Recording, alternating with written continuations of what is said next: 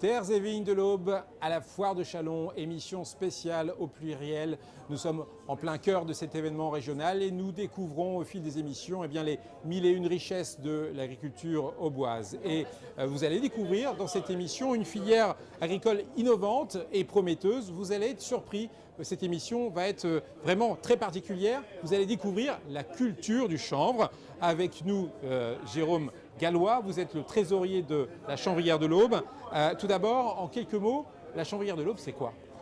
La Chanvrière de l'Aube, c'est une coopérative agricole qui est forte de 350 agriculteurs adhérents. Et donc, ils sont situés sur l'ensemble de la Champagne-Ardenne et les départements alentours, donc allant du sud de l'Aisne et des Ardennes jusque vers Chaumont, Lyon, Auxerre, en remontant sur Provins.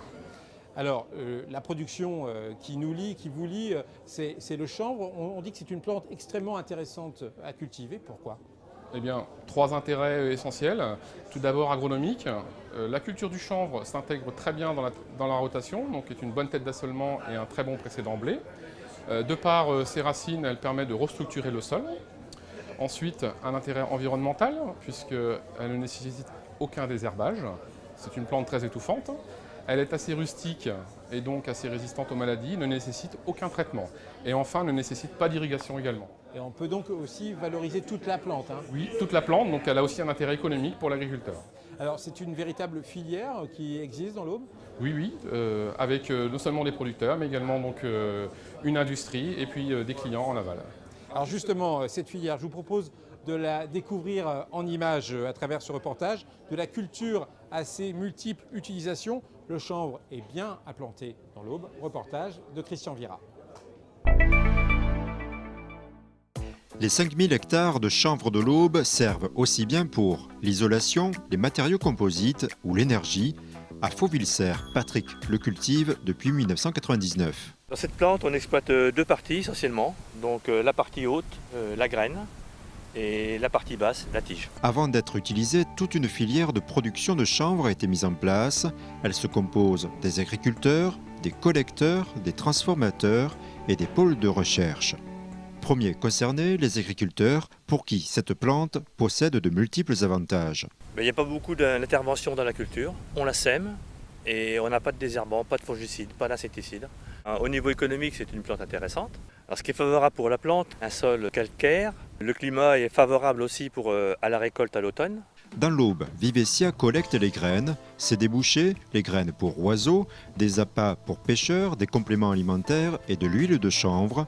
Ici, à Bar-sur-Aube, le transformateur se nomme la Chanvrière de l'Aube. Les agriculteurs y déposent au fur et à mesure la paille qui est broyée et décomposée en 3 éléments. D'abord, on voit apparaître les faisceaux de fibres qui sont sur l'extérieur de la tige. Et puis la partie chènevotte, qui elle est la moelle du chanvre. Donc l'intérieur, c'est elle qui véhiculait la sève lorsque le chanvre était vert et qui en fait une particule très absorbante et à la fois isolante. Alors on récupère 3 éléments différents, donc la fibre d'un côté, la chènevotte de l'autre, et puis les tout petits morceaux qui ne peuvent pas être commercialisés en tant que tels, eh bien ils passent dans ce qu'on appelle la poudre chez nous. L'atelier numéro 2 se charge d'affiner le traitement des fibres. On sait que pour la plasturgie, par exemple, il va falloir des fibres très courtes, de l'ordre de 2 à 3 mm. Pour le secteur automobile, on va aller de 60 à 100 mm, par exemple. Cet atelier permet de nous adapter à la demande de ces clients-là.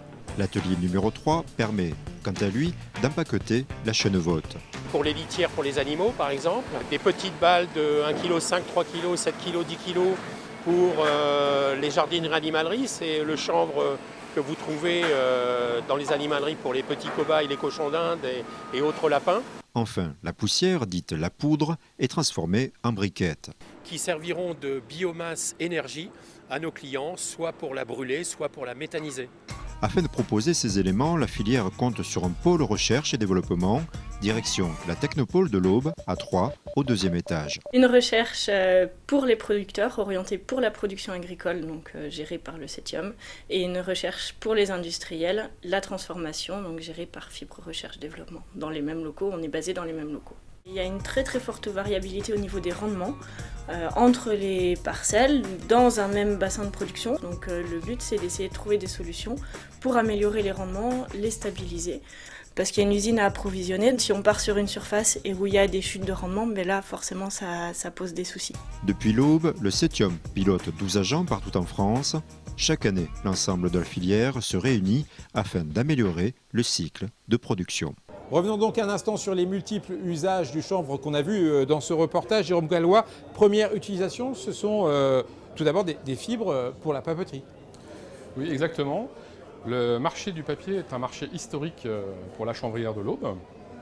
Alors il s'agit d'un marché destiné à fabriquer des papiers spéciaux, très fins, de type papier cigarette, à Bible ou pour la monnaie. Et à l'origine, la chanvrière a été créée donc, en 1974 pour répondre à ce marché. Il y a aussi le marché des fibres techniques. C'est quoi? Le marché des fibres techniques, ce sont donc des fibres qui sont destinées essentiellement au marché de l'automobile et également de l'isolation, donc notamment ce qu'on appelle les laines de chanvre. Alors justement pour l'automobile, on va écouter le témoignage de Karim Bellouli. Il est le directeur général d'Eco Technilin qui fournit des produits non tissés pour les secteurs de l'automobile et du bâtiment. Cette entreprise est basée en Normandie et elle travaille avec la chanvrière de l'Aube.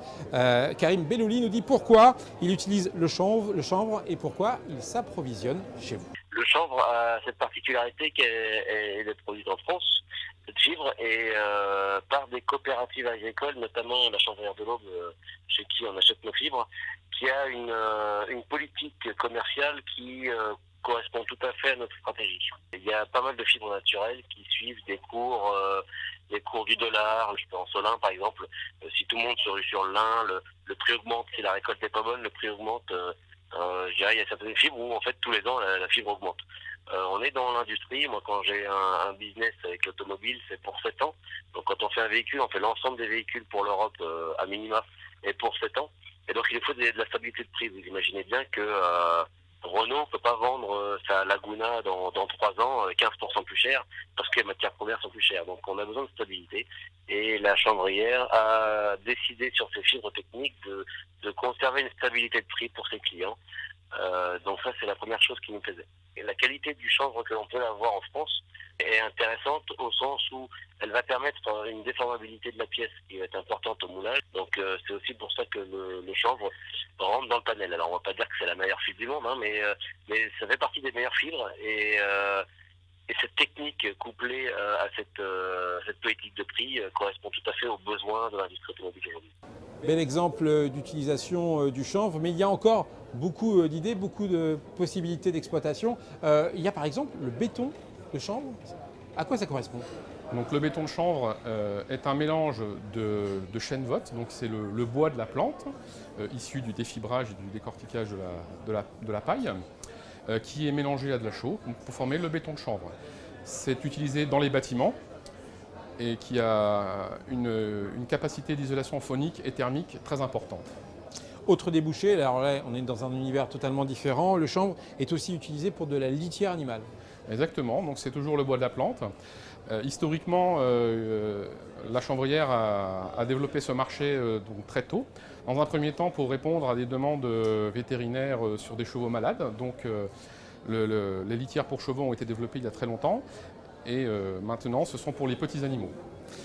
Autre utilisation, un produit utilisé également pour le paillage des plantations. Par exemple, à la ville de Troyes, on utilise aussi le chanvre pour les plantations et les espaces verts. Comment ça marche? Tout simplement, on connaît les écorces, on connaît les déchets végétaux. Donc on utilise la chêne-vote de la même façon. L'intérêt principal, c'est de maintenir l'humidité en été, donc qui permet d'éviter les arrosages ou de les limiter. Et ça permet surtout d'étouffer les mauvaises herbes. Alors ce qui est extraordinaire, c'est qu'avec toutes ces explications, on n'a pas encore fait le tour des utilisations. Vous pourriez me parler de biomasse énergie, d'huile, il y a encore d'autres possibilités. Oui, alors par exemple la biomasse énergie, donc le processus de fabrication de défibrage de la paille aboutit donc à des poussières, donc, qui sont des fragments de fibres, qui sont des fragments de chêne-vote, et qu'on appelle la poudre. Cette poudre est compressée en briquettes et est utilisée par exemple en combustion dans les déshydratations de la région. On parlait d'huile, donc ça c'est une utilisation en alimentaire, tout comme une utilisation pour les cosmétiques. Alors justement, on a des exemples ici qui sont présents sur cette table. On le voit, le chanvre a un bel avenir devant lui. Comment vous faites pour garantir la production de ce chanvre au sein de la chanvrière? Alors, pour garantir la production, c'est dans un premier temps un contrat avec nos clients.